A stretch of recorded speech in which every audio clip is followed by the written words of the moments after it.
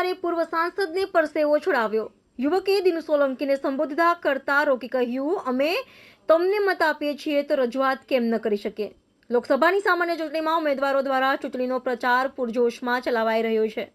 જાહેર સભાઓ યોજાઈ રહી છે ત્યારે ચરમસીમા તરફ વધી રહેલા પ્રચાર પ્રસાર સમયે હવે યુવા મતદારો જાગૃતતાથી સામે આવી રહ્યા હોય તેવા પણ કિસ્સા પ્રકાશમાં આવ્યા છે। પૂર્વ સાંસદને સંબોધતા રોકીને કહ્યું, સાહેબ મને એક પ્રશ્ન છે, ભારત દેશમાં ચૂંટણી એટલે લોકશાહીનું પર્વ અને આ પર્વમાં મત આપીને પ્રજા નેતાઓને ચૂંટી કાઢે છે, પરંતુ ત્યારબાદ જ આ નેતાઓ પ્રજાને ભૂલી જતા હોય છે અને પ્રજાના અનેક પ્રશ્નો પડ્યા રહેતા હોય છે।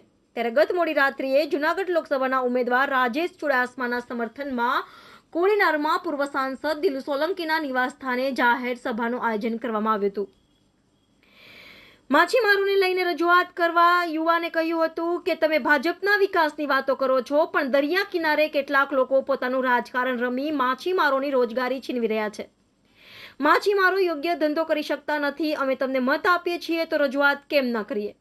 જોકે સામે પૂર્વ સાંસદ દિલુ સોલંકીએ પણ યુવાનની રજૂઆત સાંભળી હતી અને કહ્યું કે કોડીનાર વિસ્તારમાં સૌથી ફ્રેશ ફિશ મૂળ દ્વારકામાં મળે છે અને 1000ની લીડથી પણ અહીંથી ભાજપને દર વખતે મળે છે, પરંતુ યુવાનને યોગ્ય ન ગણતા તેને ફરી એકવાર પૂર્વ સાંસદને રોકવા પડ્યા હતા। જોકે પૂર્વ સાંસદે યુવાનની રજૂઆતને રમૂજી પ્રસંગમાં ફેરવી દીધી હતી।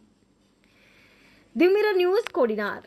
નમસ્કાર મિત્રો, હું ફિરોઝ ઈરાની આજે તમને એક નવી વાત કરવા આવ્યો છું। દીવ મિરર ન્યૂઝ જોતા રહો, સબસ્ક્રાઇબ કરવાનું ભૂલતા નહીં અને શેર કરવાનું પણ ભૂલતા નહીં। સત્યની સાથે જોડાતા રહો। નમસ્તે મિત્રો, હું છું ચાંદની પરમાર। આપની મનપસંદ ચેનલ એટલે કે દીવ મિરર ન્યૂઝ ચેનલને લાઈક કરો, શેર કરો અને ફોલો કરો, અને હા, તેમાં દરરોજ તાજા સમાચાર જોવાનું ભૂલશો નહીં। દીવ મિરર ન્યૂઝ દરરોજ લાઈવ અપડેટ ગુજરાત રાજ્ય દેશ દુનિયાના તમામ બ્રેકિંગ સમાચારો નિહાળો દીવ મિરર ન્યૂઝ ચેનલ પર।